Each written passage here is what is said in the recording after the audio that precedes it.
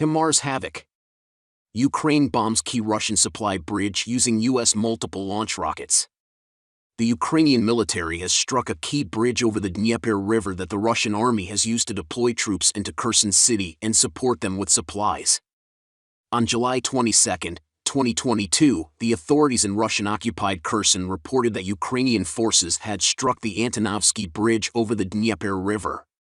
Social media posts showed apparent battle damage to the bridge's roadway, said the UK's Ministry of Defence, MOD, in its intelligence update on July 20. The bridge likely remains usable, but it is a key vulnerability for Russian forces, the intelligence update continued. The Antonovsky Bridge is a crucial river crossing that connects Kherson and Crimea, and the Ukrainian forces are reportedly positioned just several dozen kilometers west of the bridge. Meanwhile, Ukrainian forces have targeted the city of Stakhanov in the Luhansk region using the HIMARS, the Luhansk People's Republic's (LPR) mission to the Joint Center for Control and Coordination on the Ceasefire Regime, JCCC, said. Shelling was recorded from the side of the armed formations of Ukraine, 22:56, 1956 Greenwich Mean Time on Friday, at Stakhanov, with the use of MLRS HIMARS, one missile, the LPR mission said in a statement on Telegram. The Russian army has also occupied some territory to the west of this bridge, which includes Kherson city, and according to the UK MOD, the bridge that was hit is one of the only two road crossings over the Dnieper River for the Russian army to supply or withdraw its forces in the territory it has occupied.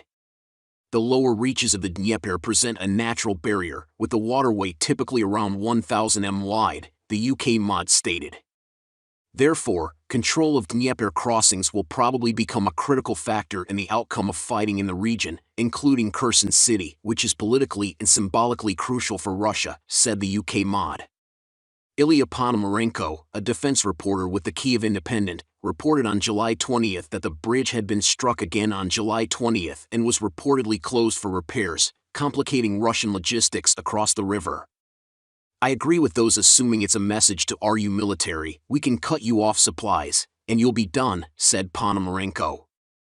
There was a corroborating report by Russia's state-owned TASS news agency, which quoted Andrei Karpylov, head of the State Duma, lower house of the Russian Parliament, Defense Committee, as saying that the Antonovsky Bridge was struck by 12 rockets from the US-made HIMARS Multiple Launch Rocket System, MLRS. However, Karpylov dismissed the attack, saying that the Russian air defense systems could shoot down all the rockets fired from HIMARS, despite the images and videos circulating across social media showing large holes in the bridge.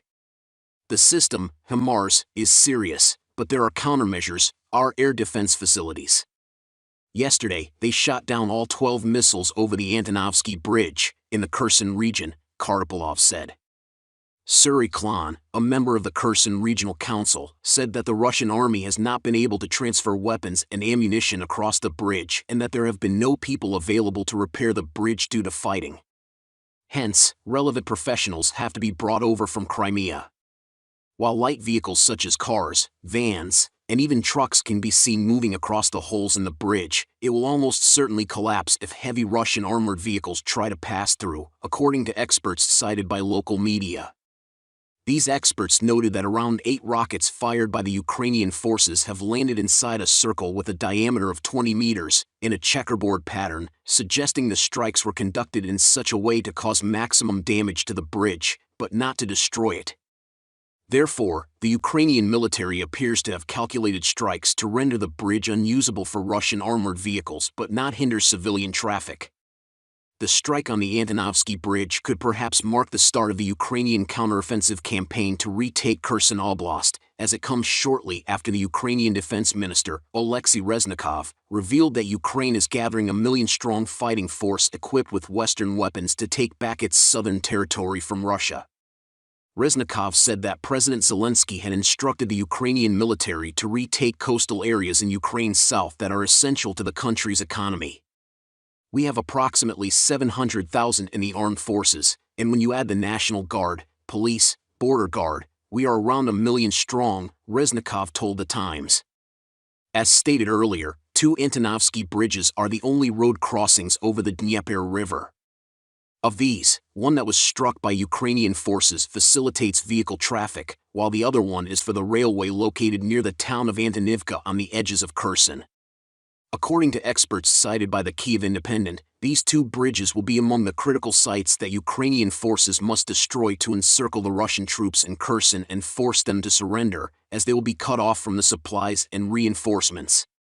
In addition, the Ukrainian troops will have to take control of the M14/P47 highway to the east of Kherson, linking the city with Novokakhovka, a prominent Russian military base in Kherson Oblast. Furthermore, the Russian forces must be cut off from the Kakhovska hydroelectric power plant in Novokakhovka, as it acts as a bridge along the M14/P47 highway. Interestingly, Reznikov had also made a passing reference to the subject of counteroffensive on July 19 during an event hosted by the Atlantic Council, as per a recent Eurasian Times report.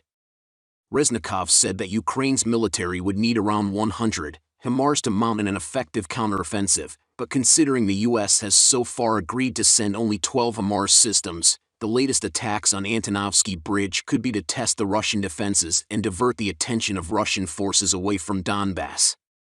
Russia threatened devastating blow for Ukraine's attack on Crimean Bridge. If the authorities of Ukraine decide to attack the Crimean Bridge, it will turn into a devastating retaliatory blow, said the member of the Russian State Duma Mikhail Shirmat. This was reported by Info24 on Sunday, July 17. Shirmat said that Ukraine will not be able to recover from the Russian response to the attack on the Crimean Bridge. The MP emphasized that the responsibility for a possible attack will also be borne by the United States, since, according to him, the United States supplies the Ukrainian state with weapons. An attempt to attack the Crimean Bridge will turn out to be a devastating blow to decision-making centers in Kyiv, military infrastructure and logistics channels for the supply of weapons. For its provocation, the Kyiv regime will receive such a response that it will no longer be able to recover, the publication quoted the MP as saying. At the same time, the Russian politician said that the bridge and the infrastructure of Crimea in general are well protected. As Ukrainian news agency earlier reported, on July 16, a representative of the Defense Intelligence of the Ministry of Defense, Vadim Skibitsky, said that the armed forces of Ukraine can use American multiple launch fire systems, M142 HIMARS, and other long-range MLRS against the facilities of the Russian Federation in Crimea. On July 8, the former commander-in-chief of NATO's joint forces in Europe, General Philip Breedlove, stated that the Crimean Bridge is a legitimate target of an attack by Ukraine. On April 21, the Secretary of the National Security and Defense Council, Alexei Danilov, announced that as soon as Kyiv has a chance to strike the Kerch or Crimea bridges, it will be done.